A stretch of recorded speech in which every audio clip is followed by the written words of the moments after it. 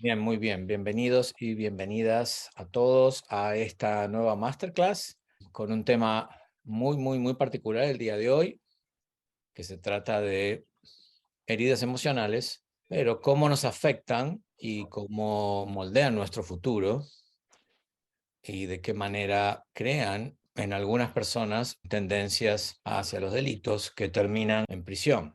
Y para ello tenemos una invitada muy especial que es Consuelo Bañuelos de México. ¿Qué tal, Consuelo? Bienvenida. Te voy a poner destacada si te podemos ver. ¿Qué tal? Un gusto verte. Bienvenida. Muchas gracias, me siento muy feliz y muy honrada por esta invitación. Gracias, gracias. Consuelo es una activista de los derechos humanos. Es una promotora de la dignidad humana y del desarrollo integral de las personas. Ya hace muchos años. ¿Cuántos años, Consuelo, te dedicas a esto?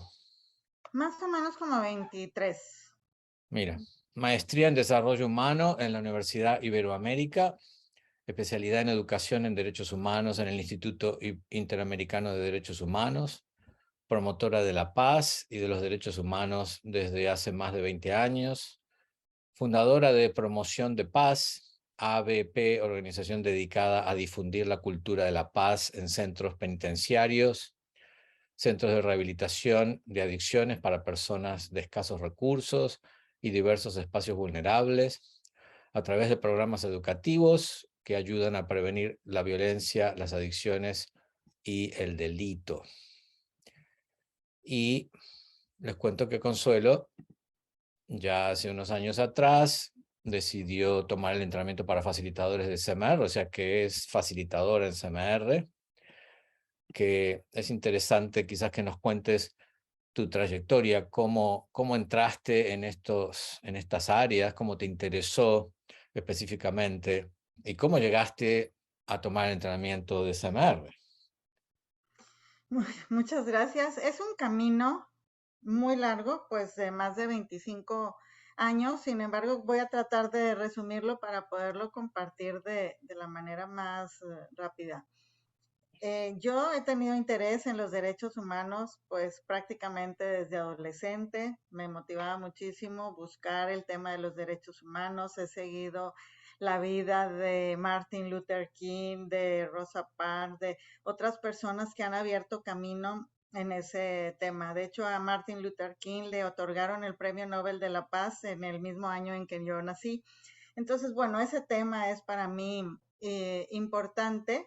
Aproximadamente unos 24, 23 años en este tema de los derechos humanos, entro a los centros penitenciarios, prisiones, cárceles, y les llama de diferentes maneras. Aquí en México son centros de reinserción social, pero en realidad, pues bueno, pensemos en estas cárceles para ver el tema de los derechos humanos. Principalmente lo que estaba yo observando era el derecho laboral, es decir, las personas que están privadas de su libertad tienen un trabajo al interior de estos centros, qué tanto se les estaba pagando, cómo eran sus horarios y demás. Estoy involucrándome en ese tema, pues cuando me empiezo a topar con, no son números, no son simplemente personas que van a trabajar, tienen un nombre, un apellido, son madres, son padres, son gente que tiene cercana a otra gente. En el camino me topo, y con esto quiero decir pues que todas las personas y propuestas con las que me he topado son muy valiosas para mí. Me topo con la vida de Víctor Frank. Víctor Frank escribió en la época de la Segunda Guerra Mundial un libro, El hombre en busca de sentido, hace toda una propuesta en donde dice, cuando la vida parece no tener sentido, pues siempre hay una luz que ilumina. Y más o menos la propuesta va en pensar en el futuro. Bueno, ahorita lo estoy pasando mal, pero mañana me va a ir mejor. Y en el campo de concentración decía, pues ahorita estamos en esta situación tan degradante, pero esto se va a acabar la guerra, yo voy a volver a estudiar, yo voy a volver a trabajar, voy a volver a vivir mi vida como la vivía antes de la guerra, y en eso basa su propuesta. Ya, pues voy al centro penitenciario, no nada más veo los derechos humanos, sino que les empiezo a decir a las personas que están ahí, oye, esto de aquí de la cárcel se va a terminar y tú vas a salir fuera y vas a encontrarte con tu familia y vas a poder tener un trabajo. Y bueno, yo pensaba que los estaba motivando muy bien, que de hecho, bueno, pues era la mejor intención que yo tenía. Vamos a salir adelante. Sin embargo, venían, ya me voy a ir libre, la semana próxima salgo libre, muy bien, todo tu proyecto de vida lo vas a poder hacer y vas a poder trabajar y vas a poder estudiar. Y en 5 o 6 meses los veía de regreso. Pues, ¿qué pasó con tu proyecto? ¿Dónde está? No, pues regresé.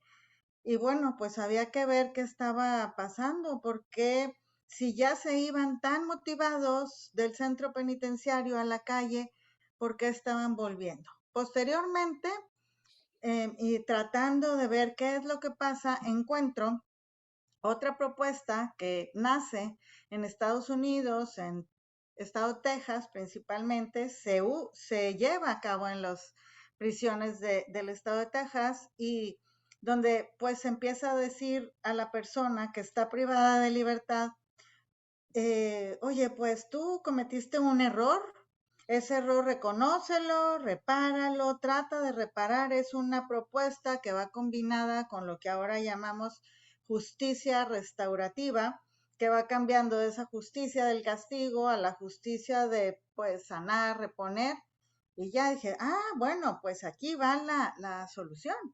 Vamos a decirles que lo que ellos hicieron pues tenía un origen en su persona, que no les fue bien en su familia, que no les fue bien en la comunidad en donde estaban, no les fue bien en la sociedad, y que bueno, llegaron a ese lugar, pero que ahora están tratando de cambiar todas sus ideas, su forma de ser, y salir a la calle nuevamente. Y la sorpresa fue igual. A los 5 o 6 meses volvían. ¿Qué está pasando? Si tú ya habías reconocido que habías tenido un error y ese error lo habías tratado de reparar, y esa reparación te llevó. Entonces, buscando un proceso personal, de sanación personal, porque les quiero contar, pues que de tanto estar cercana a todos estos lugares, no había ido aprendiendo, pues, cómo no quedarme con las historias de todas las personas con las que yo estaba conviviendo, cómo no quedarme con esa persona que me decía, me violaron, mataron a mi papá enfrente de mí, me secuestraron, ¿qué hacía con todo esto? Y buscando yo un proceso personal, y yo estoy convencida que cuando buscamos, siempre encontramos. Y bueno, pues me llega un correo electrónico de CMR. Lo abro y empiezo a hacer ese proceso inicial personal, que ya llevo desde el 2016, que tuve el primer contacto, el primer correo que hablé, hasta el día de hoy ha sido un camino. Y ese camino me ha ayudado a descubrir a mí misma que lo que necesitaba hacer era sanar de raíz todas las vivencias que había tenido y que me habían lastimado, no las que estaba viviendo en ese momento, sino las que ya había tenido y estaban aquí guardadas como heridas. Y eso lo empiezo a transmitir en los centros penitenciarios. Entonces, ¿qué es lo que hago? Pues, además de que continúo con el acompañamiento en el tema de derechos humanos de una manera pues bastante profunda, en otras actividades que también realizo ahí, otras de manera preventiva, pero en mucho he ido eh, introduciendo esta gran propuesta que a mí me ha ido sanando, en donde puedo descubrir, junto con las personas que están privadas de libertad, qué está pasando. Cuando una persona amanece con un candado, yo no sé si todos puedan ver esas que ponemos en la puerta para que nadie pase, aquí en la mano, para poder golpear a alguien que se le acerque, pues ahí está sucediendo algo. ¿Qué está pasando con ese candado en la mano? ¿En dónde estás sintiendo tu cuerpo, en tu cuerpo esto? Y vamos a descubrir juntos, juntas, qué está sucediendo. Ha sido muy hermoso ver esos procesos de poder recuperar una parte perdida o muchas partes perdidas, sobre todo cuando esas partes han sido sumamente lastimadas. Ujú. Es hermoso también ir encontrando con otras personas cuando se han creado acá todo un sistema de creencias y donde tienen la certeza de si estuve en la cárcel, ya no puedo rehacer mi vida. O Mm. sea, no tengo que creer que el haber estado en la cárcel me lleva a un fracaso de por vida.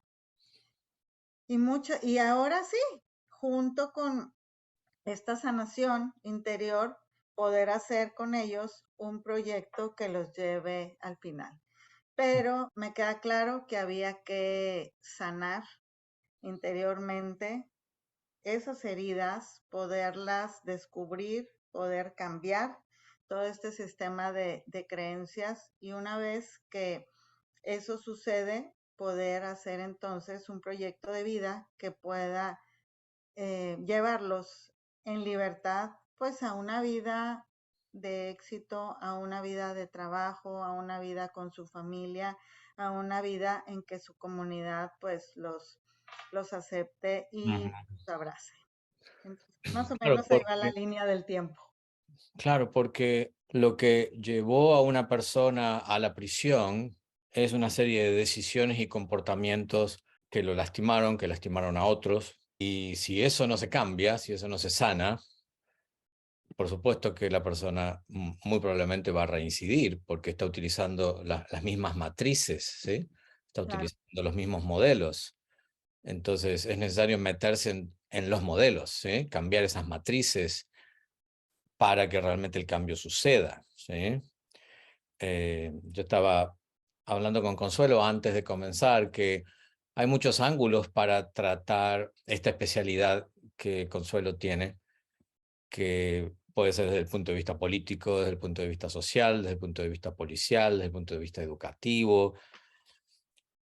El día de hoy quiero que lo tratemos, si es posible, desde el punto de vista terapéutico, desde el punto de vista de la salud, de la prevención, ¿sí? ¿Cómo podemos ayudar a personas cercanas a nosotros, a nuestros hijos, a nuestros nietos, a que no lleguen a ese camino, ¿sí?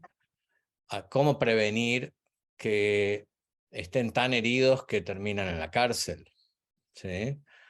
Qué es lo que tú has visto dentro de tu experiencia? ¿Qué es lo que tú has visto que más genera que las personas busquen este tipo de comportamientos? ¿Qué tú crees que es lo que más has visto que sucede? Voy a tratar de contar dos, tres historias. Aquí está mi libro, Historias de Luz y Sombra. Y precisamente cuento la historia de 40 personas, pero voy a contar ahorita dos o tres para poder responder a esto de qué es lo que más he visto. Ujú. Voy a hablar de una muchacha, una adolescente, cuyo papá la abusaba sexualmente permanentemente y en uno de esos encuentros sexuales con el papá, estoy diciendo un adolescente de 14 años, la mamá se da cuenta y en lugar de hacer algo para decirle al adulto, que era el papá, ¿qué estás haciendo?, le recrimina a la niña que, que por qué, que por qué les quiere quitar a su esposo, que era su papá, que por qué le estaba, lo estaba seduciendo, que por qué. La niña, que había pasado ese abuso, eh, no sabe qué responder y eso fue una noche, a la mañana, con todos los golpes, mata a la mamá. Entonces, la niña va al centro de internamiento de adolescentes. Evidentemente, pues hay ahí una serie de heridas profundas que simple y sencillamente, si no se sanaban o por lo menos empezaba un proceso de sanación, esta chica iba a salir en libertad e iba a cometer, si no ese mismo delito, otros delitos parecidos. Entonces, ¿qué es ahí el que había que descubrir? Bueno, pues sí, o sea, cometió un gran delito que era matar a la mamá y que eso la va a perseguir siempre, pero principalmente había que encontrar en ella que el papá la había abusado. Y en eso de que el papá la había abusado, había que estar trabajando. Y con esto quiero dar entrada a la gran cantidad de personas que están en todo el mundo, pero yo estoy hablando de aquí, de México y América Latina, que es más o menos como se comporta el delito, es el abuso sexual. El abuso sexual infantil y el abuso sexual en adolescentes causa tales heridas que todos quienes están sentenciados por un delito sexual fueron abusados sexualmente. Con esto no estoy diciendo que todos los que fueron abusados cometan delitos, pero sí todos quienes cometieron un delito sexual fueron abusados sexualmente. Y Ujú. entonces es un espiral ascendente que no se termina de un delito y el otro si no se puede cortar y sanándolo. No es más que dándome cuenta, me pasó esto, fue muy lamentable, fue horrible, sin embargo, tengo que sacarlo de mi vida, curarlo y seguir adelante. Ujú. CMR, pues me ha brindado a mí esa posibilidad de decirle, a ver, ubica ese cuerpo del dolor que estás sintiendo. Y hay gente que nunca se había imaginado que había sido abusado sexualmente. Mm. Ni siquiera lo tenían en su consciente, fue lo que pasó, ya lo habían olvidado, lo borraron de su vida, o era algo tan cotidiano que ni siquiera lo percibían como un abuso sexual. Entonces, el abuso sexual. Otro de los puntos que he ido encontrando es también los abandonos. Los abandonos, sobre todo cuando son muy pequeños y los niños pequeños los dejan al cargo de alguien que en realidad no tiene oportunidad de atenderlos. Ujú.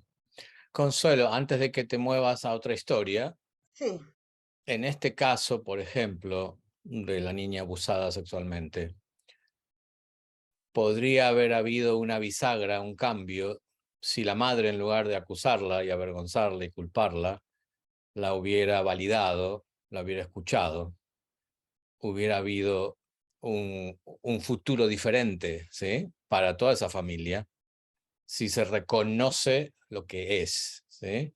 Y esto es un evidentemente. mensaje para esas personas que o saben o sospechan o descubren o van a descubrir que hay un niño en la familia que está siendo abusado sexualmente, ¿sí? Cómo reaccionar y qué hacer, especialmente en la relación directa con el niño, ¿sí? Porque Claro, alguien puede decir, bueno, voy a la policía y denuncio, pero ese niño, esa niña necesita ser encontrado, ¿sí? Hay que conectarse y verlo y ser empáticos y hacerles saber que no están solos, porque lo que produce el abuso sexual es eso, es un gran aislamiento, ¿sí? claro, a veces con la intención de, bueno, ¿para qué voy a someter al niño, a la niña, a una serie de preguntas que le van a hacer en la policía? Posiblemente se va a sentir más mal. O por qué, o cómo voy porque generalmente los abusos sexuales se viven al interior de las familias voy a poner en esta situación a mi papá, a mi suegro, a mi tío, a mi primo.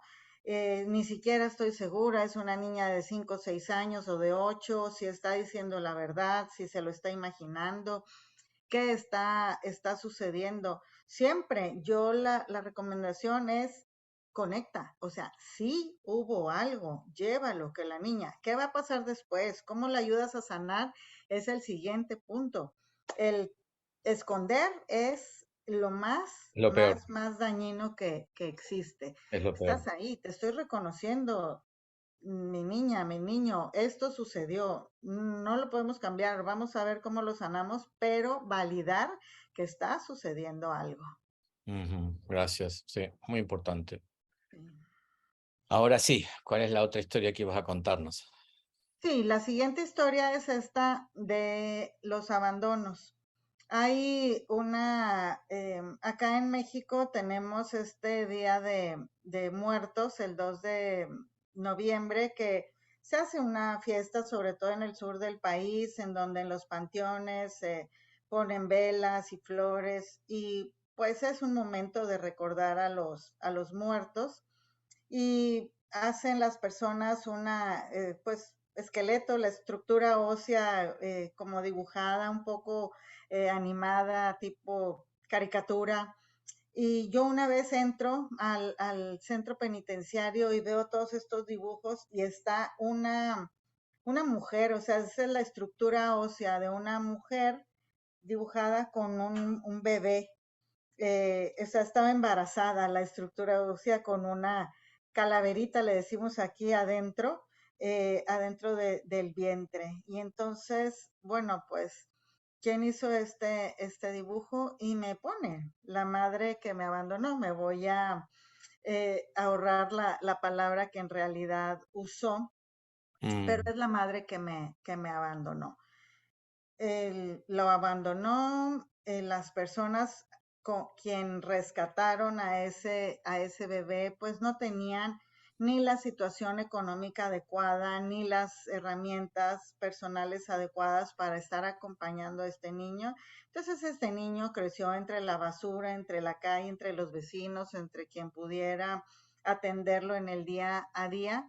Y evidentemente, pues, una acción la llevó a otro, nunca entró a la escuela, el no estar en la escuela lo hacía estar pues simplemente en una esquina, empezar con las drogas, de las drogas empezar a robar hasta que finalmente mató a otra persona. Y ese patrón del abandono yo lo he visto en muchas otras personas que están en los centros penitenciarios. Entonces, igual, es esto, ¿qué está sucediendo cuando una persona, una familia se separa por el motivo que sea? Pues es importante ver qué está sucediendo en los niños, en las niñas, en los adolescentes.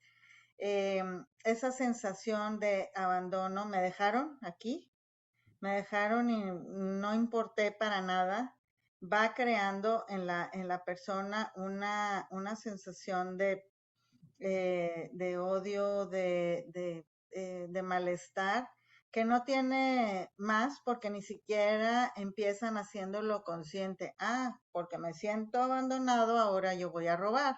O porque me siento abandonado, ahora voy a matar a alguien. O porque me siento abandonado, voy a cometer cual o tal delito. Ni siquiera pues pasa por esa conciencia. Por eso es que a mí me gustó el origen emocional de los delitos. O sea, es algo atrapado aquí, que empieza con las emociones, es algo atrapado en el interior profundo de cada persona que no les permite seguir una vida constructiva para ellos. Entonces, cometen acciones que los llevan a estar en prisión.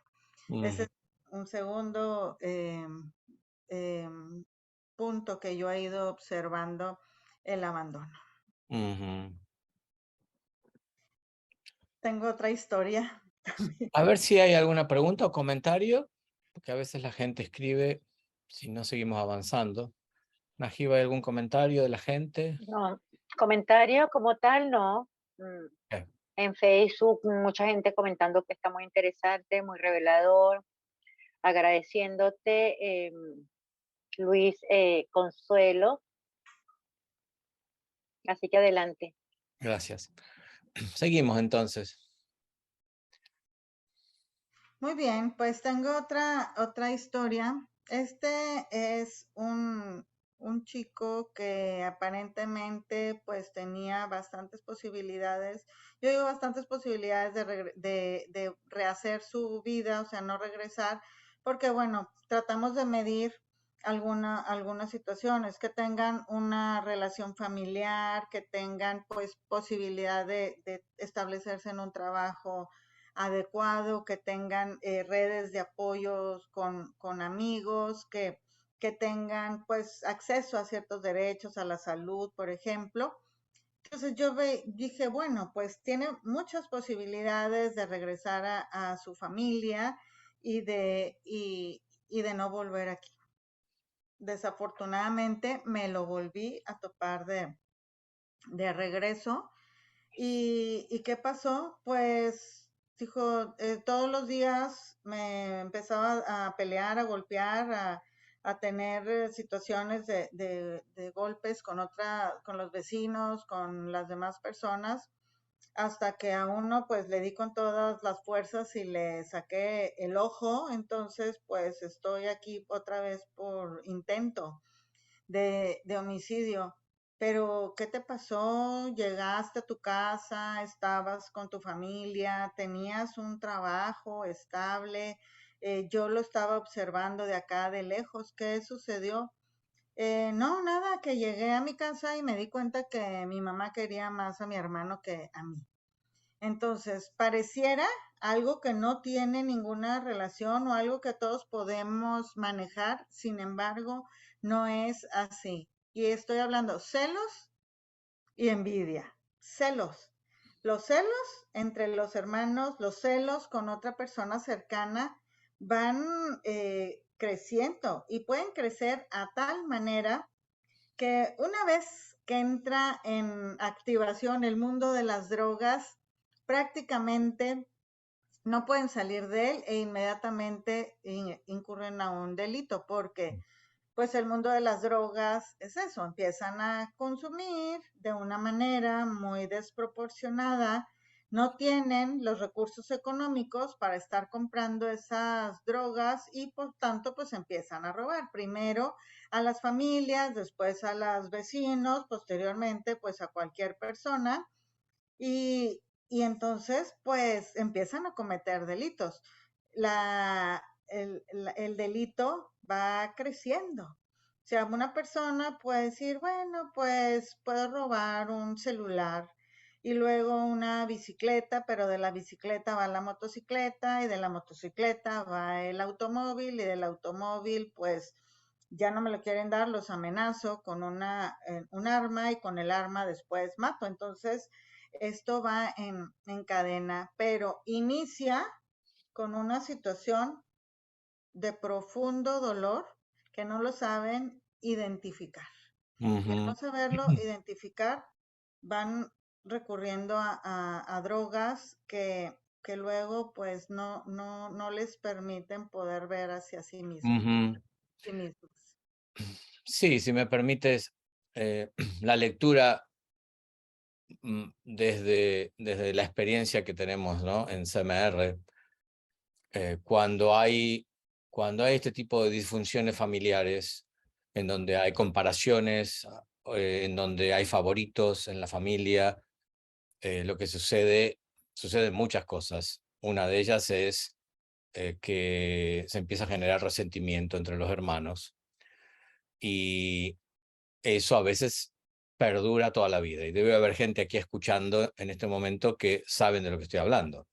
Familias en donde los hermanos tienen 60, 70 años y todavía existe la competencia, la riña, el resentimiento de haber sido el favorito de mamá o haber sido comparado, de haber sido criticado, de haber sido burlado. Estas son las primeras semillas que suceden en el hogar temprano que hacen que se empiecen a generar heridas emocionales en los niños que continúan en los adultos. Y en este caso hay una carga de enojo muy grande por lo que tú describes. Esta persona eh, eh, tuvo la tendencia a pelear, a golpear, a lastimar, a sacarle un ojo a alguien, ¿sí? O sea que, ¿cómo en la familia nos damos cuenta que un chico está acumulando este tipo de toxicidad emocional, ¿sí? Claro, ¿Qué sucede en los niños, en los adolescentes, que, que pueden llegar a terminar en la cárcel? Un chico que no maneja el enojo se convierte en un adolescente que no maneja el enojo y en un adulto que no maneja el enojo, ¿sí? Y bueno, los enojos se causan de muchos orígenes, como les acabo de describir, pero el enojo es algo tan volátil, tan apasionado, ¿sí? Que la persona pierde el control claro. y termina lastimando o termina matando o lastimándose, ¿sí? Eh, entonces, es importante ya desde temprano, primero, no poner esas semillas que generan resentimiento, celos, envidias, enojos tan tempranos en los niños que los hacen pelearse, que los hacen lastimar o lastimarse. Y si eso no se pudo hacer porque no se supo, porque la ignorancia emocional no nos permite ver este tipo de detalles, empezar a detectar ya el enojo acumulado en los niños y tratarlos, ¿sí? Darles apoyo terapéutico para que sepan cómo manejar eso y no terminen haciendo algo que después se van a arrepentir toda la vida. Claro, yo he visto en los barrios, sobre todo en los barrios más vulnerables que yo visito frecuentemente, y puedo observar cuando un niño golpea a un perro o a un gato, es un niño pues que tiene demasiado enojo, pero a la vez es un foco de atención muy importante para darnos cuenta que ese niño también está siendo golpeado. Claro. Entonces, creo que somos responsables, pues toda la comunidad. Es importante los vecinos estar atentos, es importante los maestros en las escuelas estar atentos, es importante quienes están en los centros de salud y tienen contacto con estos niños, darse cuenta porque ahí ese es el momento en donde se puede evitar un delito. Aquí en México, estamos hablando del norte de México, desafortunadamente, pues tenemos una de las zonas más violentas del mundo. Hay una cantidad de homicidios enorme ahí y siempre hago esta referencia. Cuando una persona mata a otra en un barrio, en una avenida, donde sea, llegan toda la gente, todos los que pueden ver, llegan todas las policías sabidas y por haber, llegan las ambulancias, llegan todo. A esa persona que ya no tiene vida. Eso mismo, esa misma atención, hay que trasladarla, pero a los niños y a las niñas que están manifestando, que están teniendo alguna situación, que tienen todo ese enojo y que no lo pueden expresar porque a veces no saben ni de qué manera poderlo sacar. El punto de las drogas, que es lo que yo también quería hacer referencia, es otro. Hemos visto últimamente más niños y niñas drogándose. Por tanto, es otro eh, foco que tenemos para alumbrar una situación que nos está queriendo decir algo importante.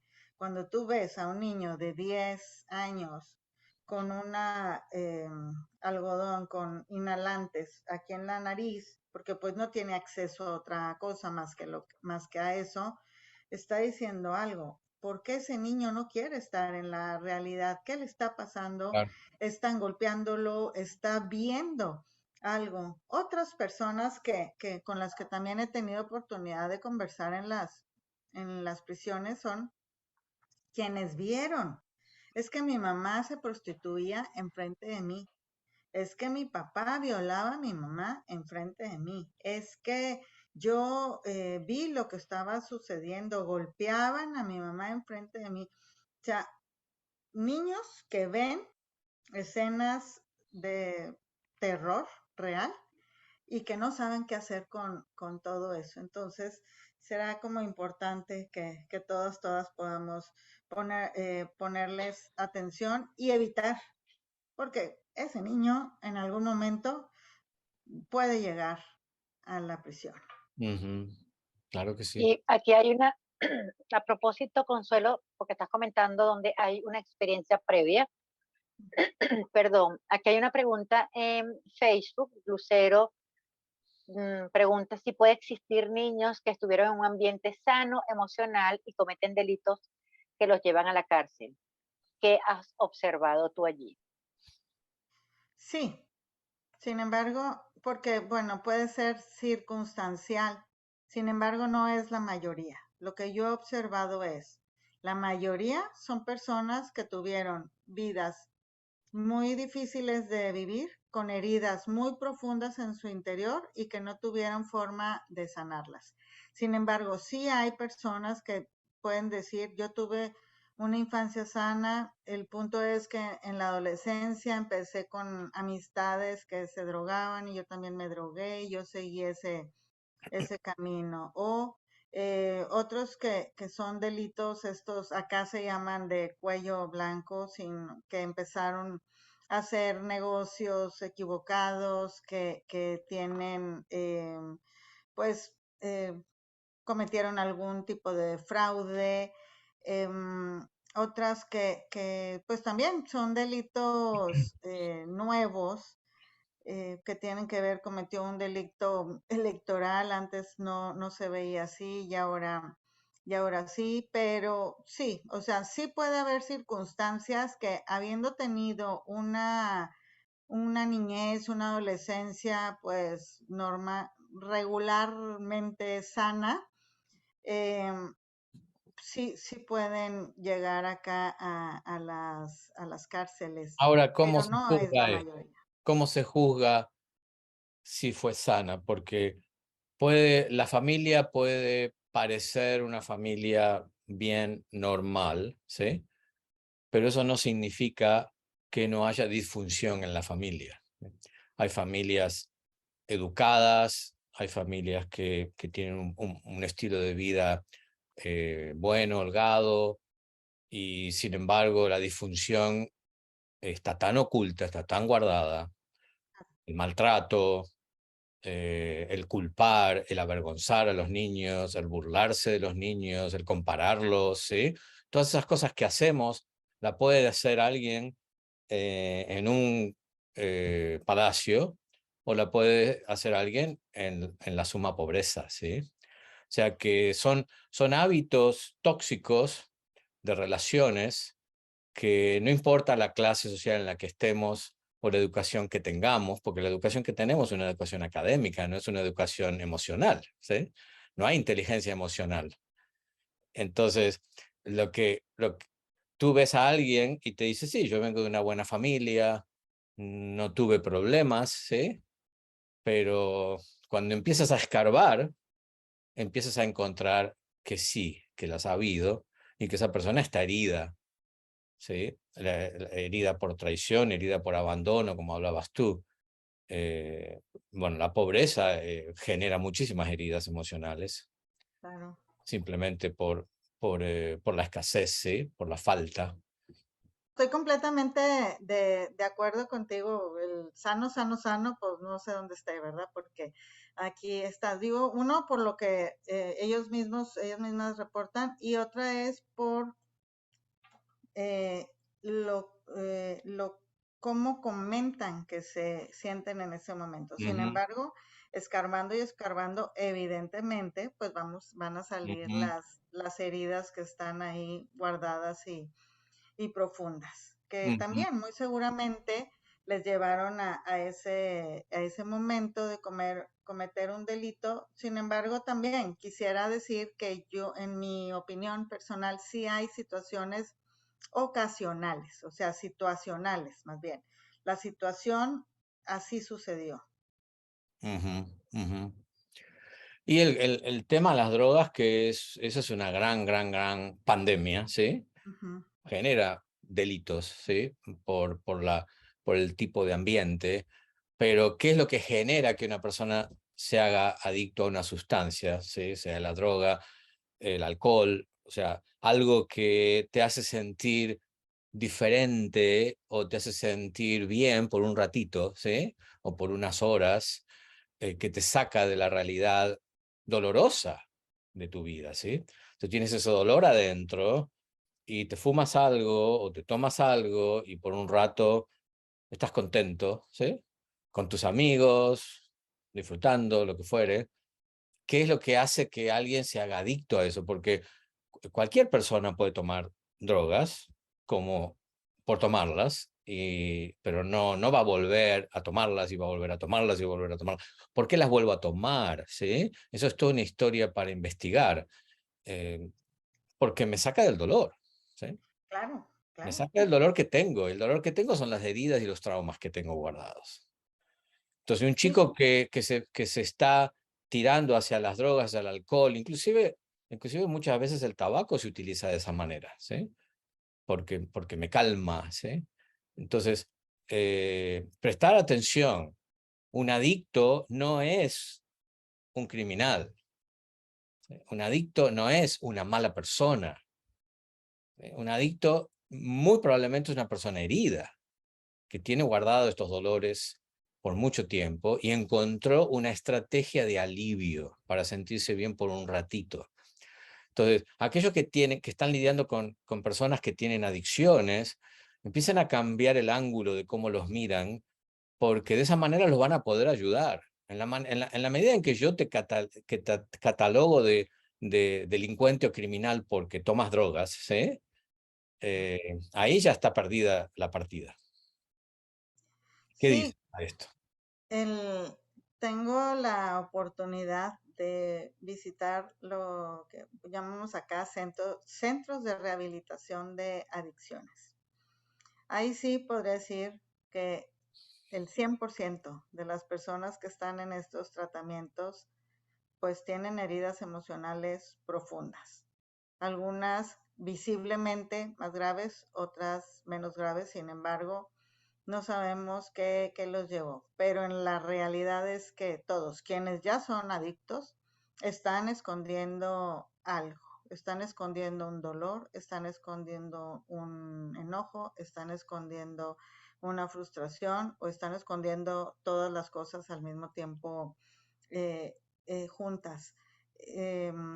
Siempre están reportando que qué pasó cuando se empezaron drogar y generalmente es esto que dice Luis, eh, pues que esconder lo que les está pasando en culturas como las que tenemos acá, donde los hombres no lloran y las mujeres no se enojan, o los hombres no deben llorar y las mujeres no se deben de enojar.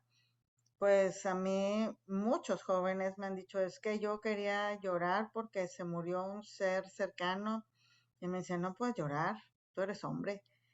Y unas mujeres, oye, es que tú no te puedes enojar porque pareces una mujer loca. O sea, aquí las mujeres no se enojan y los hombres no lloran. Entonces esas frases son muy dañinas, han hecho mucho daño y aparentemente las podemos tomar ahorita casi como de chiste, de juego, hay frases de TikTok, pero en realidad son frases que han dañado mucho y que han hecho una persona que ha perdido algo, y ha perdido algo no nada más es un ser querido, puede haber perdido lo que sea, puede haber perdido el trabajo, puede haber perdido expresar, no tuvo forma, entonces son las drogas las que van apareciendo y encontrando, pues con las drogas Alivio, simplemente se me alivio, olvida.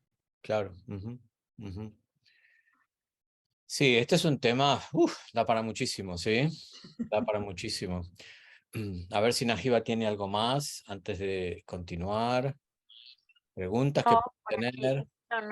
no hay. Alma comparte, dice que importante es diferenciar entre familia funcional o disfuncional y cómo repercute en nuestro comportamiento.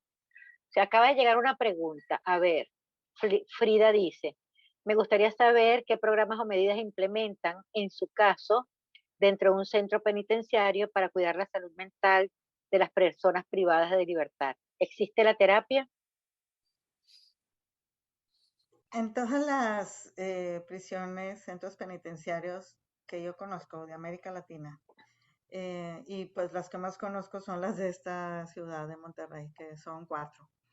Eh, sí hay tratamientos, hay psicólogos, hay psiquiatras, pero no son suficientes. Y a veces las herramientas que utilizan no son las mejores para poder llegar a sanar, porque como lo hemos comentado durante todo este espacio, es ir encontrando la herida profunda y poderla sanar. Entonces, sí hay intentos. Además, hay personas externas, como soy yo una persona externa, pero hay más personas externas, organizaciones externas que van llevando sus propuestas sanadoras. Todas van sumando. Sin embargo, y lo hemos visto a lo largo de todos estos masterclass que tenemos quienes las hemos seguido, lo sabemos. Si estás pues con un vaso de agua limpia, pero si no queda completamente limpia, con una gotita que no esté limpia, pues todo el agua va a estar sucia. Entonces es poder ir buscando la manera de sanar profundamente para poder continuar el camino y salir adelante. Pero ante la pregunta, si existen, o sea, sí hay, de hecho, por lo menos en México está por ley establecido que debe haber programas de seguimiento psicológico para las personas privadas de su libertad, pero desde mi punto de vista, faltan en todas, personal y faltan profesionalismo, no profesionalismo, profesionalizar más a quienes están acá, o sea, aumentar las herramientas. Y estoy hablando de que son personas muy entregadas, ¿eh? Porque se está aquí escuchando algunas de las personas que están trabajando en los centros penitenciarios y haciendo todo lo posible. Estoy completamente de acuerdo. O sea, están haciendo todo lo posible. Sin embargo, sí se requiere que desde las estructuras gubernamentales se agregue un presupuesto para tener más personas y más herramientas. Claro. Absolutamente, absolutamente. Aquí hay una pregunta de Leia. En casos tan duros, ¿has podido ver recuperación real, mantenida en el tiempo, si la persona sale y nos sigue después un proceso terapéutico fuera ya de prisión? Sí, o sea, sí he podido ver esos casos. En tantos años he podido acompañar a personas a sus graduaciones, a sus éxitos laborales, Mm, a los nacimientos de sus hijos, al que cumple el 15 años su hija. Eso evidentemente no es todo, pero van siendo señales que van diciéndonos, pues la vida va caminando más o menos sana y más o menos ordenada y más o menos constructiva. Todos seguimos, digo, no, como decíamos hace rato, pues quién podemos decir, o sea, estamos completamente bien o completamente sanos, pero por lo menos han dado saltos importantes para ir construyendo su vida. Sí he tenido, visto muchos casos así, también he visto muchos casos que no, que terminan nuevamente en las cárceles o terminan desafortunadamente en los panteones, o sea, muertos. ujú. Ujú. Aquí también tiene que haber una necesidad reconocida por parte de esa persona, ¿no? O sea, necesito apoyo, reconocer que está herido. Ahí es donde yo creo que entra esta parte que tú has estado haciendo con estas herramientas que has aprendido, ¿no? Porque eh, si yo reincido avalado por mi experiencia traumática anterior o mi herida emocional y no rompo ese patrón porque no hurgo realmente en la raíz para poder desactivar eso que aprendí, pues evidentemente ahí es donde vamos a ver la repetición constante y no la vemos solamente en el centro penitenciario, lo vemos en nuestro día a día con cualquier cosa que hacemos, ¿no, Consuelo? Pero hacer conciencia y poder integrar este proceso y los cambios, yo creo que juega el papel fundamental, no solamente para estos casos, sino para, repito, para todo lo que signifique nuestra vida diaria, ¿no? Sí, es por eso que pues tenemos ya 3 años y desde diciembre formamos ya de manera más estable otras organizaciones y nosotros un centro de reinserción. ¿Y qué va en este centro? Pues es ir y de qué manera te ayudamos, o sea, cómo te ayudamos a identificar qué necesitas en este momento. A veces son cosas pequeñas que suman a su sanación. Es que acabo de perder el trabajo y yo sé que me voy a descontrolar completamente y ahorita tengo ganas nuevamente de ir a drogarme y quisiera llorar. A ver, vamos aquí. Entonces ubicar sacar el cuerpo del dolor, tienes ahorita derecho, aquí te voy a dejar solito para que tú puedas expresarte a como tú lo quieras hacer en el tiempo que tú lo quieras hacer. En un rato más vuelvo, siempre con el mayor de los respetos para tratar de decir, porque en realidad no se están acercando a recibir una terapia, ¿verdad? O sea, no, oiga, es que yo necesito una terapia, se están acercando con un problema y en ese problema, pues tratar de ser lo más sensibles posible para decir, hay estas formas de sanarte que te pueden ayudar a salir. Correcto, Ujú. tal cual. Sí. Consuelo, tú has escrito ¿cuántos libros? Tengo 2 y de otros 2 compartidos, pero es este que está aquí atrás, se llama Historias del Barrio. Están historias de personas que viven en los barrios donde nosotros hicimos un mapa de toda el área metropolitana de Monterrey, en donde dijimos de dónde vienen las personas, o sea, dónde vivían las personas que ahorita están en estos centros penitenciarios.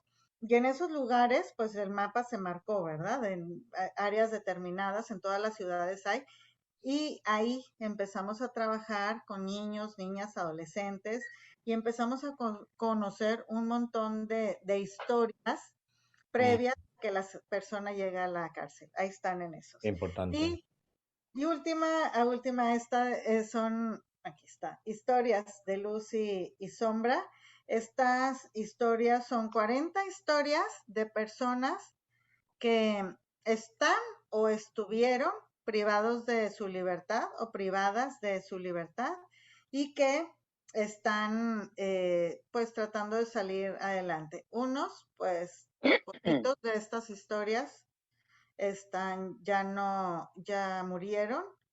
Muchos otros están queriendo salir adelante en el día a Mm, día. Entonces, fue una forma que tuve que quise de honrar a estas personas que confían sus historias a nosotros, que nos dicen lo que les está pasando y que permiten que nosotros les demos una palabrita con tal de salir adelante. Por mm, eso esa palabrita es muy importante, no es una palabrita que yo puedo sacar de donde sea. Ese es mi interés. Cuando me dijo Luis, oye, creo que te puede ayudar el entrenamiento de facilitador de CMR, pues estoy para hacerlo, lo terminé, fue también pues un proceso interior muy importante y fuerte porque, bueno, el entrenamiento, pues es un entrenamiento para poder compartir toda la vivencia de CMR, pero principalmente pues es una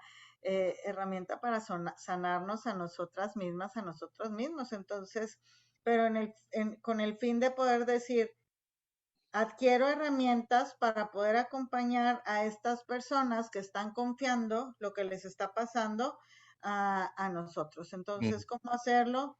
A veces en grupo, a veces en una plática personal, a veces, bueno, volviéndolos a ver, a veces un grupo más grande, a veces talleres, pero todo el tiempo tratando de compartir eso que a mí, en lo personal, me ha ayudado tanto y me ha pues hecho ver que he ido sanando, que el camino Mm. sigue, pero pues vamos todos. Algunos Como, Así es. llegaron después y como otros antes. como curiosidad, ¿qué hubo algún cambio de óptica o de percepción? Porque tú venías haciendo tu trabajo con los derechos humanos ya por varias décadas, ¿eh? Ujú. Cuando tomas el entrenamiento, luego, ¿hubo algún cambio de óptica, de percepción de cómo tú ves a, a la gente en los centros penitenciarios o de rehabilitación eh, en ti, ¿sí? En tu rol, en cómo tú te paras y te posicionas? Sí, claro. Lo que ha cambiado es que yo antes, con la visión de la promoción, la defensa de los derechos humanos, ubicaba que había que tener un cambio de estructura en el gobierno, de estructura, o sea, que traigan a los psicólogos, que traigan a la educación, igual con las adicciones, que la política pública para adicciones sea distinta, o sea, en el cambio de la estructura que va pues de afuera hacia adentro, que sigue siendo importante. Sin embargo, el cambio que yo vi después de todo este proceso que tengo en CMR es, hay que trabajar con la persona, con cada una de las personas. Digo, lo podemos hacer en grupo, evidentemente, pero Mm, de persona a persona. ¿Qué te está pasando a ti? ¿Qué te está pasando a ti? ¿Qué? O sea, ¿cuál mm, es tu vida, la tuya y la tuya? Ese ha sido el gran cambio, poder decir, el cambio va de el interior de cada una de nosotros hacia afuera. La estructura y por justicia debe ser adecuada y un piso parejo para todos. Sin embargo, el cambio viene del interior y creo que ese ha sido la gran diferencia de yo poder descubrir esa dimensión que va pues para el otro lado del puente. O sea, claro. si bien hay que seguir trabajando por estas estructuras justas, hay que trabajar también y acompañar en lo personal a cada a uno de quienes están en estas Ujú. situaciones. O sea que si no se sanan las heridas emocionales, esa persona va a herir emocionalmente a otras, especialmente a sus hijos, ¿sí? A la gente alrededor suyo, y la epidemia continúa, ¿sí? Una persona que sana sus heridas emocionales es un bastión de cambio, ¿sí? En su familia, en su medio donde se desarrolla, en su trabajo, y cambia el árbol familiar, ¿sí? Fundamentalmente, los hijos, los nietos reciben algo diferente. O sea, que el cambio de adentro hacia afuera en realidad cambia el sistema, ¿sí? Cambia Claro. la estructura social. Ujú. Claro, digo, hay unos mínimos indispensables que tienen que ver con los derechos básicos humanos, donde tengan la gente acceso a la salud, acceso a la educación, acceso al trabajo. Evidentemente eso no se puede dar, pero no hay forma. O sea, tú puedes tener un centro penitenciario lo mejor adornado y con clases de yoga y aire acondicionado y todo, que qué bueno que se pueda tener, pero si la persona no está haciendo un cambio desde su interior, eso no sirve de Mm, mucho. Ahí se divierte en la clase de yoga y va y está cómodo con el aire acondicionado y tiene la opción de estudiar una preparatoria u otra, pero no hay una, pues, transformación interior, entonces, ujú. que eso nada más lo hace la persona misma, obvio, con ayuda, pero desde la voluntad de cada quien. Claro, claro, qué importante. Najiba, ¿hay algo más? ¿Algún comentario más? Sí, yo creo que para ya cerrar con los comentarios, aquí hay, Susi dice, atender las zonas vulnerables para evitar la violencia y el delito. Cultura de prevención y cultura de sanación. Justicia restaurativa, enmendar daños y atender las causas. Sanar las heridas es fundamental para todo ser humano. Y Charlie comenta, necesitamos profesionales de la salud en los altos puestos de gobierno. Y por aquí, pero le estaba cayendo en el privado mío, María venía comentando, entre otras cosas, dice, cada asistencia a estas masterclass voy descubriéndome y que ha sido pasando y que ha ido pasando en mí. Cabe destacar que me ha ayudado la formación de TCI y las prácticas con Rosaura Gutiérrez, la doctora Rosaura Gutiérrez. Dice, gracias a ella tengo este interés en formarme como facilitador de CMR, seguir todo este trabajo que hace el maestro Luis con su gran equipo. Y ahora ya la tenemos porque me estaba escribiendo por el privado, pero ya la podemos leer por aquí por Zoom. Si tienes algo más para agregar antes de cerrar, María, sería genial. Bien. Consuelo, sería bueno que le demos a la gente alguna manera de contactarse contigo. Puede ser tu página web, puede ser tu WhatsApp. Tenemos la página web por ahí, ¿no, Najiba? Sí, ya les estoy poniendo por aquí la página web, por Zoom. Pinchen antes que Zoom se cierre porque después lo pierden, y lo estoy poniendo por WhatsApp también. Okay. Para que de alguna manera las contacten por allí. Estamos embelleciendo la página, entonces podrán a lo mejor en este momento encontrar algunas cosas que apenas van en cambio, pero es con el afán de hacerla más bonita y pues más práctica para quienes entren. También está mi Facebook, está el Facebook de la organización, se llama Promoción de Paz, están las redes sociales, el Twitter, el Instagram también como Promoción de Paz o como mi nombre, Consuelo Bañuelos Lozano. Y bueno, pues siempre atenta a recibir todos los comentarios. Los comentarios me hacen crecer, me hacen saber que tengo posibilidad de seguir adelante con este trabajo. Y pues bueno, estoy muy, muy agradecida por este espacio aquí a mi maestro terapeuta, y no le gusta que que le diga, pero Bueno, este, ha sido un gran honor tenerte, un gran gusto para abrir los ojos realmente. Es un comienzo, te vamos a seguir invitando porque creo que tenemos que seguirnos haciendo más y más conscientes de esto. Y si te quedó algo en el tintero que quieres agregar, Consuelo.